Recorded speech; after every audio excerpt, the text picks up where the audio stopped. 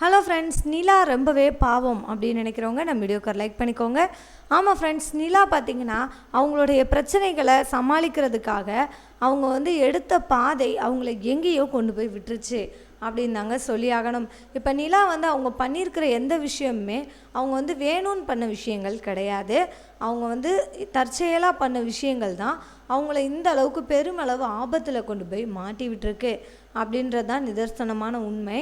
இப்போ அவங்க முதல்ல என்ன நினச்சாங்க அப்படின்னா, எப்படியாவது இந்த கல்யாணத்தை நிறுத்தினா மட்டும் போதும், அது நம்ம இந்த வீட்டை விட்டு போனோம் அப்படின்னாலே நம்மளுடைய அருமை அவங்களுக்கு புரிஞ்சிடும், அப்போ அதை புரிஞ்சுக்கிட்டு நம்மளுடைய கல்யாணத்தை அவங்களே நிறுத்திடுவாங்க அப்படின்னு சொல்லி நம்பிக்கையில் இருந்தாங்க. பட் அவங்க அப்பாவும் சரி, அவங்க அண்ணன் தாஸும் சரி, எந்த ஒரு சின்ன ஒரு இடத்துல கூட நிலாவை அவங்க என்ன பண்ணலை, புரிஞ்சிக்கவே இல்லை. அவங்களுக்கு என்ன பிடிக்கும் பிடிக்காது அப்படின்னு சொல்லி இது வரைக்கும் அவங்க ஒவ்வொரு விஷயங்களையும் பார்த்து பார்த்து பண்ணவங்க. அவங்களுடைய கல்யாண விஷயத்தில் அவங்களுடைய விருப்பத்தை இவங்க கேட்கவே இல்லை. ஸோ அதனாலேயே நிலா என்ன பண்ணிட்டாங்க, ரொம்ப உடஞ்சி போயிட்டாங்க. அதை அவங்க எத்தனையோ முறை எடுத்து சொல்லியும் பார்த்தாங்க. ஆனால் அவங்க யாருமே அதை புரிஞ்சுக்கிற நிலைமையிலே இல்லை. அந்த வீட்டில் மதி மட்டும்தான் அவங்க சொன்ன ஒரு சில விஷயங்களையாவது காது கொடுத்து கேட்டாங்களே தவிர மற்ற யாருமே எதையுமே கேட்கல. அவங்க கோபமாக இருந்தாலும் கூட வெக்கப்படுறா அப்படின்னு சொல்கிறது, இந்த மாதிரி விஷயங்கள்லாம் நிறையா பண்ணி நிலாவை இரிட்டேட் பண்ணி இந்த லெவலில் கொண்டு இன்றைக்கி விட்டுட்டாங்க. ஸோ இப்போ இதில் இவங்களுடைய தவறு எதுவுமே கிடையாது, எல்லாமே அவங்களுடைய தவறு தான்.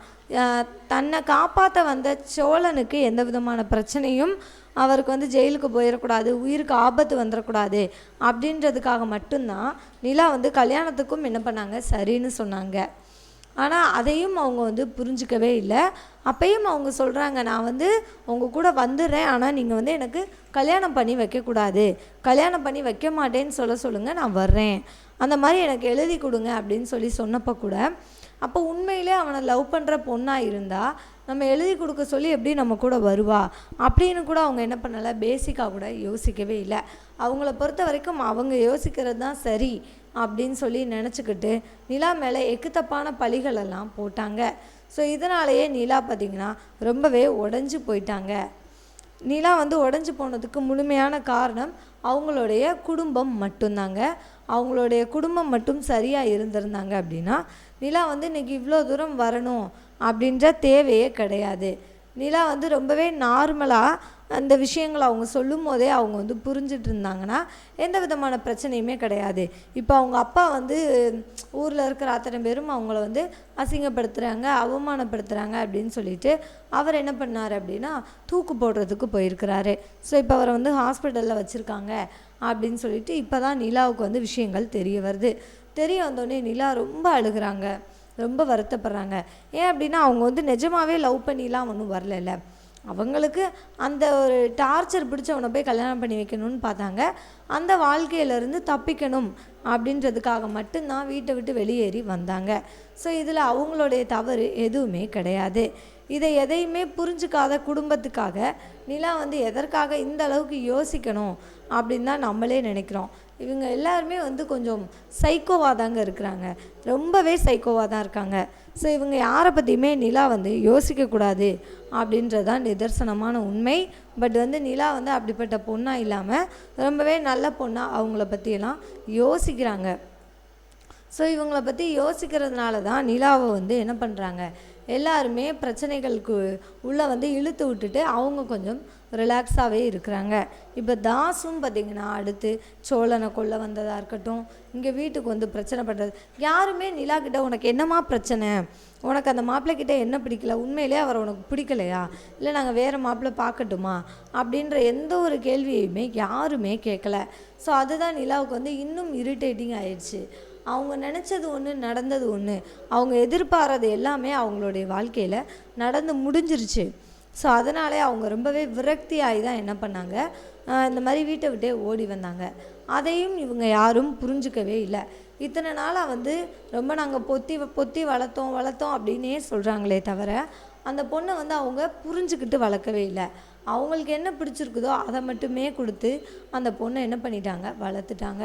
ஸோ அவங்களுடைய ஆசைகள் என்ன, அவங்களுடைய கனவுகள் என்ன அப்படின்றத பற்றி யாருமே யோசிக்கவே இல்லை. யோசிக்காதனால தான் நிலா வந்து இன்றைக்கி இப்படி ஒரு இடத்துல வந்து என்ன பண்ணிட்டாங்க, இந்த மாதிரி ஒரு முடிவை எடுத்து எல்லாரையுமே அவமானப்படுத்திட்டாங்க. ஸோ இவங்க மட்டும் முதலே கரெக்டாக இருந்திருந்தாங்க அப்படின்னா அவங்க வந்து யாரையுமே அவமானப்படுத்தியிருக்க தேவையே இருந்திருக்காது. ஸோ இதற்கெல்லாம் முக்கியமான காரணம் அவங்க தானே தவிர இவங்க யாருமே கிடையாது.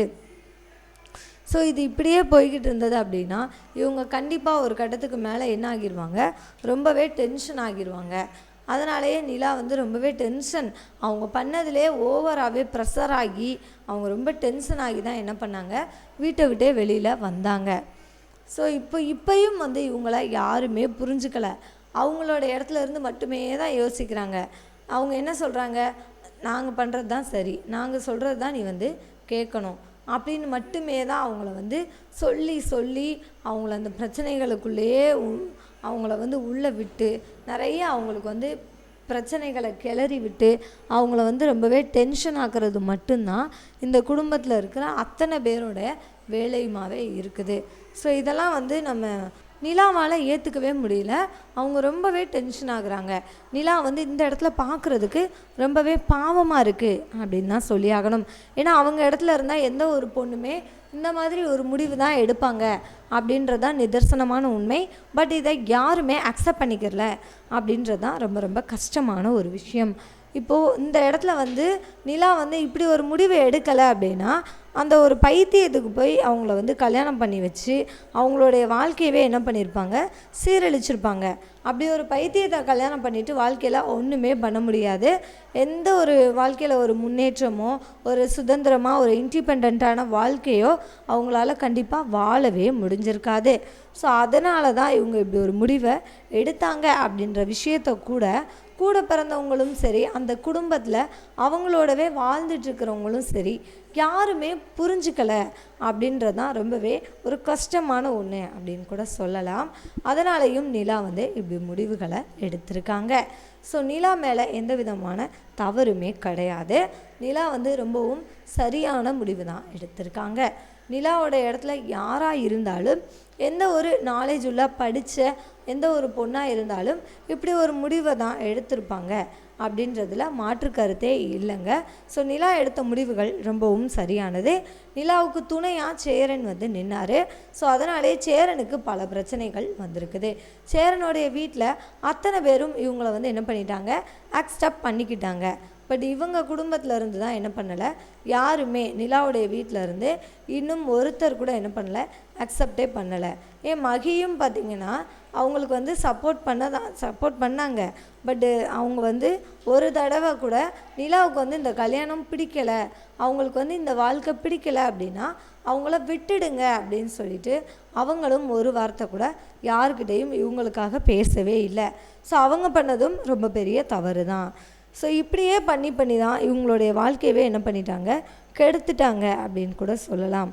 ஸோ என்ன தான் பண்ண போகிறாங்க ஃபைனலாக, இவங்களுடைய முடிவுகள் தான் என்ன, எப்படி தான் வந்துட்டு நிலா வந்து இந்த பிரச்சனைகள்லேருந்து நிலா வெளியில் வரப்போகிறாங்க அப்படின்றத நோக்கி தாங்க எபிசோட் நகர்ந்துக்கிட்டு இருக்குது. ஸோ எது எப்படி இருந்தாலும் இப்போதைக்கு நிலா வந்து தப்பிச்சிட்டாங்க, சேஃப் அப்படின்றதான் நிதர்சனமான உண்மை. இப்போ சோழனும் நிலாவும் சேர்ந்து வீட்டுக்கு கிளம்பி போகிறாங்க. நிலாவுடைய வீட்டுக்கு அவங்க அப்பா வந்து சூசைட் அட்டன் பண்ணிக்கிட்டாரு அப்படின்னு சொன்னோடனே நிலாவால் தாங்கிக்கவே முடியல. அவங்க டைரெக்டாக என்ன பண்ணுறாங்க, கிளம்பி வீட்டுக்கு போகிறாங்க. ஸோ இப்போது வீட்டுக்கு போய் எல்லா விஷயங்களையும் புரிய வைக்கிறதுக்கு எவ்வளோ முயற்சி பண்ணுறாங்க. ஆனால் வாசல்லே பார்த்திங்கன்னா தாஸ் வந்து போட்டு சோழனை அடிக்க ஆரம்பிச்சிடுறாரு. ஸோ சோழனை அடிக்க ஆரம்பித்த உடனே நிலாவால் தாங்கிக்க முடியல. ஏன்னா அவர் வந்து எந்த விதமான தவறுமே பண்ணலை இல்லையா. நிலாவை பொறுத்த வரைக்கும் அவர் வந்து இன்னும் அவரை லவ் பண்ணுறாங்க அப்படின்ற விஷயம் கூட நிலாவுக்கு தெரியாது. ஸோ அவங்கள பொறுத்த வரைக்கும் சோழன் ரொம்ப ரொம்ப நல்லவர், அக்மார்க் அப்படின்னே வச்சுருக்குறாங்க. ஸோ அப்படிப்பட்ட ஒருத்தரை எதற்காக போட்டு இப்படி அடிக்கணும் அப்படின்னு சொல்லிட்டு அவங்க ரொம்பவே கோவப்படுறாங்க. விடுன்னு சொல்லிட்டு அவங்களுக்காக ரொம்பவே பேசுகிறாங்க.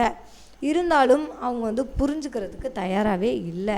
ஸோ எது எப்படி அவங்க இப்போ இவங்களுடைய பாயிண்ட் ஆஃப் வியூவில் சோழன் தான் அவங்க தங்கச்சியை வந்து இழுத்துட்டு ஓடிட்டாரு அப்படின்ற மைண்ட் செட்டுக்கு வந்துட்டாங்க. ஸோ இதற்கப்புறம் வந்து கண்டிப்பாக அவங்க வந்து வேறு வழியே கிடையாது, சோழனை அக்செப்ட் பண்ணி தான் ஆகணும். இப்போ அவங்க அப்பா என்ன முடிவு எடுக்க போகிறாரு அப்படின்றத நோக்கி தான் எபிசோட் நகருது. ஸோ அவங்க அப்பா என்ன முடிவு எடுக்க போகிறாரு அப்படின்றத நம்ம வெயிட் பண்ணி பார்க்கலாங்க. இப்போ தான் வீட்டுக்குள்ளே சோழனும் நிலாவும் வந்திருக்கிறாங்க. ஸோ அவங்க என்ன முடிவுகள் எடுக்க போகிறாங்க அப்படின்றது தான் நம்மளும் வெயிட் பண்ணி பார்க்க போகிறோம். ஸோ தேங்க்யூ ஃபார் வாட்சிங். இந்த வீடியோ உங்களுக்கு பிடிச்சிருந்துச்சுன்னா மறக்காமல் லைக் பண்ணிக்கோங்க. நம்ம சேனலை நீங்கள் இன்னும் சப்ஸ்கிரைப் பண்ணலையா, மறக்காமல் சப்ஸ்கிரைப் பண்ணிக்கோங்க. கூடவே பக்கத்தில் இருக்க பெல் ஐக்கானையும் கிளிக் பண்ணிக்கோங்க. தேங்க்யூ.